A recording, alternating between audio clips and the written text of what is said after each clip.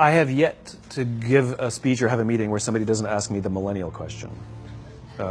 What's the millennial question? Apparently, millennials as a generation, which is a group of people who were born approximately 1984 and after, are tough to manage. And they're accused of being entitled and narcissistic, and self-interested, unfocused, lazy. But entitled is the big one.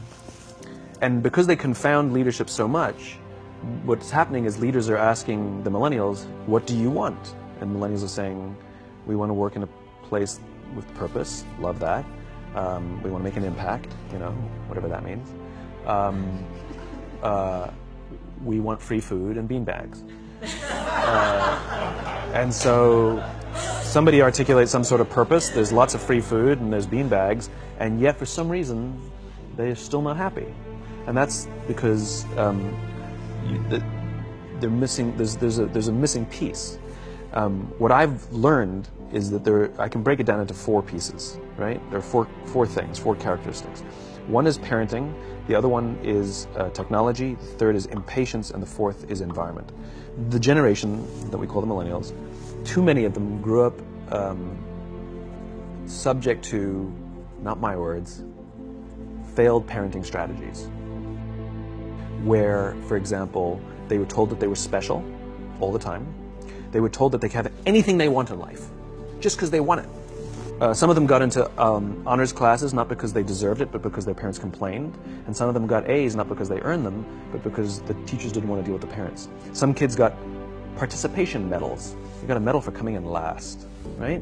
Which the science we know is pretty clear, which is it devalues the medal and the reward for those who actually work hard, and it actually makes the person who comes in last feel embarrassed because they know they didn't deserve it, so it actually makes them feel worse, right? So you take this group of people, and they graduate school, and they get a job, and they're thrust into the real world, and in an instant, they find out they're not special, their moms can't get them a promotion, that you get nothing for coming in last, and by the way, you can't just have it because you want it. And in an instant, their entire self-image is shattered. And so you have an entire generation that's growing up with lower self-esteem than previous generations. The other problem, to compound it, is we're growing up in a Facebook, Instagram world. In other words, we're good at putting filters on things. We're good at showing people that life is amazing even though I'm depressed. And so everybody sounds tough, and everybody sounds like they got it all figured out. And the reality is there's very little toughness, and most people don't have it figured out. And so when the more senior people say, well, what should we do? They sound like, this is what you got to do. And they have no clue. Right? So you have an entire generation growing up with lower self-esteem than previous generations, right? Through no fault of their own. Through no fault of their own, right? They were dealt a bad hand. Now let's add in technology. We know that engagement with social media and our cell phones releases a chemical called dopamine. That's why when you get a text, it feels good. Right? So, you know, we've all had it where you're feeling a little bit down or feeling a bit lonely, and so you send out 10 texts to 10 friends, you know, hi, hi, hi, hi, hi. Because it feels good when you get a response. It's why we count the likes, it's why we go back 10 times to see if my Instagram is growing slower, did I do something wrong? Do they not like me anymore, right? The trauma for young kids to be unfriended, right? Because we know when you get it, you get a hit of dopamine, which feels good. It's why we like it, it's why we keep going back to it. Dopamine is the exact same chemical that makes us feel good when we smoke, when we drink, and when we gamble. In other words, it's highly, highly addictive, right? We have age restrictions on smoking, gambling, and alcohol, and we have no age restrictions on social media and cell phones, which is the equivalent of opening up the liquor cabinet and saying to our teenagers, hey, by the way, this adolescence thing, if it gets you down... But that's basically what's happening. That's basically what's happening, right? That's basically what happened. You have an entire generation that has access to an addictive, numbing chemical called dopamine through social media and cell phones as they're going through the high stress of adolescence. Why is this important? Almost every alcoholic discovered alcohol when they were teenagers. When we're very, very young, the only approval we need is the approval of our parents. And as we go through adolescence, we make this transition where we now need the approval of our peers. Very frustrating for our parents, very important for us. It allows us to acculturate outside of our immediate families into the broader tribe, right? It's a highly, highly stressful and anxious period of our lives, and we're supposed to learn to rely on our friends. Some people, quite by accident, discover alcohol and numbing effects of dopamine to help them cope with the stresses and anxieties of adolescence.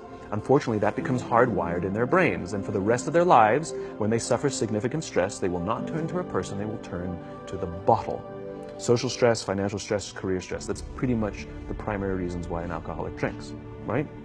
What's happening is, because we're allowing unfettered access to these dopamine-producing devices and media, basically it's becoming hardwired, and what we're seeing is, as they grow older, too many kids don't know how to form deep, meaningful relationships. Their words, not mine. They will admit that many of their friendships are superficial. They will admit that their friends, that they don't count on their friends, they don't rely on their friends, they have fun with their friends, but they also know that their friends will cancel on them if something better comes along. Deep, meaningful relationships are not there because they never practice the skill set, and worse, they don't have the coping mechanisms to deal with stress. So when significant stress starts to show up in their lives, they're not turning to a person, they're turning to a device, they're turning to social media, they're turning to these things which offer temporary relief. We know, the science is clear, we know that people who spend more time on Facebook suffer higher rates of depression than people who spend less time on Facebook. These things balanced. Alcohol is not bad, too much alcohol is bad. Gambling is fun, too much gambling is dangerous. There's nothing wrong with social media and cell phones. It's the imbalance. If you're sitting at dinner with your friends and you're texting somebody who's not there, that's a problem. That's an addiction. If you're sitting in a meeting with people you're supposed to be listening to and speaking, and you put your phone on the table, face up or face down, I don't care, that sends a subconscious message to the room that you're just not that important to me right now, right? That's what happens. And the fact that you cannot put it away is because you are addicted, right? If you wake up and you check your phone before you say good morning to your girlfriend, boyfriend, or spouse, you have an addiction. And like all addiction, in time, it'll destroy relationships, it'll cost time, and it'll cost money, and it'll make your life worse. So you have a generation growing up with lower self-esteem that doesn't have the coping mechanisms to deal with stress. Now you add in the sense of impatience. They've grown up in a world of instant gratification. You want to buy something, you go on Amazon, it arrives the next day. You want to watch a movie? Log on and watch a movie. You don't check movie times. You want to watch a TV show? Binge. You don't even have to wait week to week to week, right? I know people who skip seasons just so they can binge at the end of the season, right? Instant gratification. You want to go on a date? You don't even have to learn how to be like, hey. You don't even have to learn and practice that skill. You don't have to be the uncomfortable one who says yes when you mean no, and says no when you mean no, and yes when you don't have to swipe right. Bang, I'm a stud. Right? You don't have to learn the social coping mechanisms. Everything you want, you can have instantaneously. Everything you want, instant gratification. Except job satisfaction and strength of relationships, there ain't no app for that. They are slow, meandering, uncomfortable, messy processes. And so I keep meeting these wonderful, fantastic, idealistic, hardworking, smart kids. They just graduated school. They're in their entry-level job. I sit down with them and I go, how's it going? They go, I think I'm going to quit. I'm like, why? They're like, I'm not making an impact. I'm like, you've been here 8 months. You know? It's as if they're standing at the foot of a mountain and they have this abstract concept called impact that they want to have in the world, which is the summit. What they don't see is the mountain. I don't care if you go up the mountain quickly or slowly, but there's still a mountain. And so what this young generation needs to learn is patience. That some things that really, really matter, like love, or job fulfillment, joy, love of life, self-confidence, a skill set, any of these things, all of these things take time.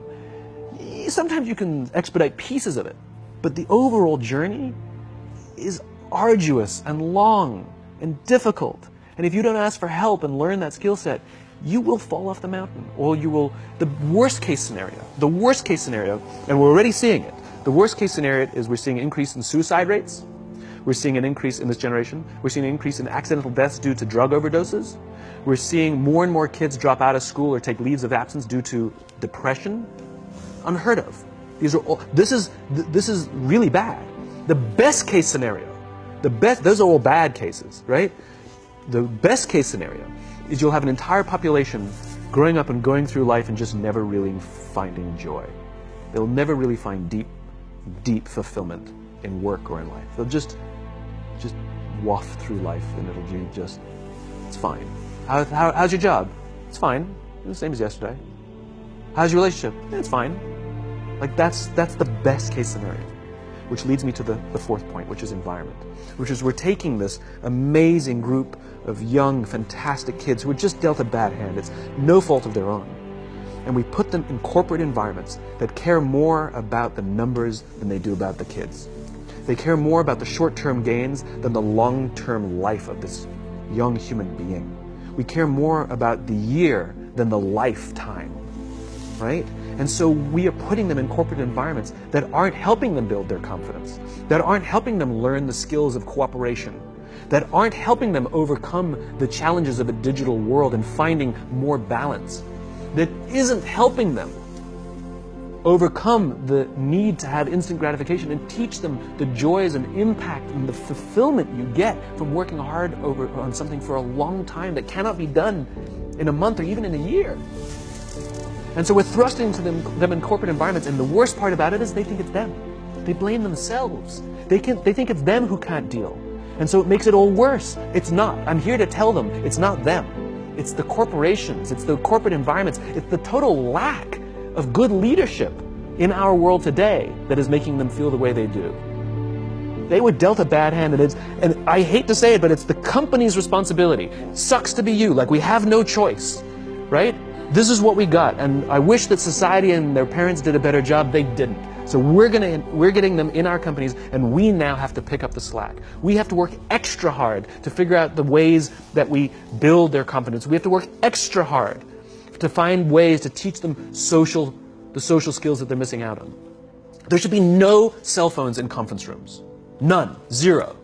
And I don't mean the kind of like sitting outside waiting to text. I mean like when you're sitting and waiting for a meeting to start, this is what we all do. We all sit here and wait for the meeting to start. Meeting starting? Okay. And we start the meeting. No, that's not how relationships are formed. Remember we talked about it's the little things? Relationships are formed this way. We're waiting for a meeting to start and we go, how's your dad? I heard he was in the hospital. Oh, he's really good. Thanks for asking. He's actually at home now. Oh, I'm really glad. It was really amazing. I know, it was really scary for him. That's how you form relationships. Hey, did you ever get that report done? Oh my God, no, I didn't. I'll help you out. Can I help you out with that?